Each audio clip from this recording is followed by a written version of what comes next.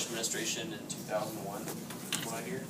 And it's basically just sweeping general education reform passed by that administration, and it has some points here that we're going to explain to you guys, so sit back and relax. You back one? The first thing we're going to talk about is the AYP portion of the No Child Left Behind Act. And AYP stands for Adequate Yearly Progress Report. Basically, simplified definition is that it's the measurement of a year-to-year student achievement of statewide assessments. So, for example, CRCTs, mathematics. In other states, it's SOL, Standard of Learning. So it's the standardized test that is given by the state, and it's whatever one they choose. Sure. Initially what happens is that the NCLB provides a grant to states who submit adequate yearly progress reports or blueprints, and they're held up to standards every year, which are the AYPs. And this is typically the part that's most divisive and derided when talking about NCLB, because these AYPs are sometimes hard to live up to, and what happens is that schools sometimes who are falling behind end up falling further behind because they can't get grants based on NCLB. And they get their grants taken away on a bi-yearly basis and stuff like that.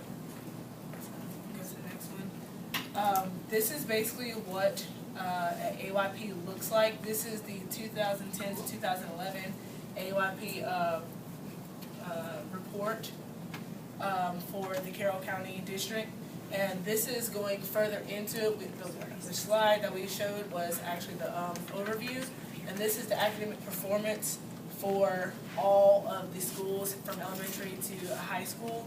And if you scroll down, you can see that Carroll County and the students with disabilities, SWD, they did not meet their AYP requirements as of 2011. But everybody else in all the categories, being proficient, advanced, they met theirs. So this means that we need to do better with our inclusion in Carroll County. Okay, so I think most everybody in here wants to be a teacher, right? Maybe. No second thoughts yet? So as future educators, obviously all of us want to be teachers since we're in this building. Some of these NCLB requirements that they place on schools are important for us when we go to the classrooms for the first time. They hold educators responsible for the progress year-to-year or bi-yearly, as they said, for these grants. So it puts a lot more pressure on these teachers to have performance standards up every year. It puts a lot more accountability on the teacher's plate. The test results affect everybody in the school. You're kind of working with your coworkers a lot. I mean, with the accountability that's added to teachers with the new reforms, your performance affects all of your coworkers' performance because the grant affects the entire school. So obviously, you need to still be working hard. The school choice provision, which we haven't covered yet, but that basically just talks about schools can't refuse students based on like class size and stuff like that. Like maybe a teacher wants only 25 kids in their class, that can't fly with the school choice because it doesn't matter. Like if the student wants to go to that school, they need to go to that school. So that might just have an effect with our class sizes as we go into our schools. They could be a little bit bigger. Also, NCLB requires highly qualified standards for their teachers, especially secondary education majors who have to teach specific subjects, and they also provide training for that in schools. That's what some of the grants are for teachers who did not get the training in college that they needed, and they provide it in the schools when the teachers are actually teaching. Okay, so teachers need to be highly qualified. The definition for being highly qualified is set up by the federal government. Teachers must have a bachelor's degree in the content area that you're teaching. We'll get into it in a minute. If you teach more than one field of study, like if you 4 different science classes. You don't have to have a BA in every one of them, but you do need to have a BA in your major content, and you have to be. So the next thing, full state certification. They kind of leave that up to the state to determine certification, and then the last one is kind of a real subjective qualification. Prove that they know each subject they teach. So you have to be able to prove to whoever is coming in and observing you that you know what you're teaching. You have to continually professionally develop, and the states report those results. The local government or local systems report those to the state, and then the state reports to the feds. Schools must use 5 to 10% of federal funding on teachers continuing that education, continue their training so that they are highly qualified. Each teacher must be able to teach any subject in their area. If you're going to get a broad certification, that teacher has to show that they are proficient in the areas that they're teaching. That's a popular certification for science teachers. Special education teachers are not required to meet highly qualified standards. The highly qualified standards apply to teachers in core academic areas. If you're a teacher and you teach one core academic area throughout the day and every one of your other classes is not considered core, then that rule applies to you, but it does not apply to special education teachers. And then pretty much to be highly qualified, prepared. Some of the phrase, rural schools are able to utilize fewer teachers, stronger accountability.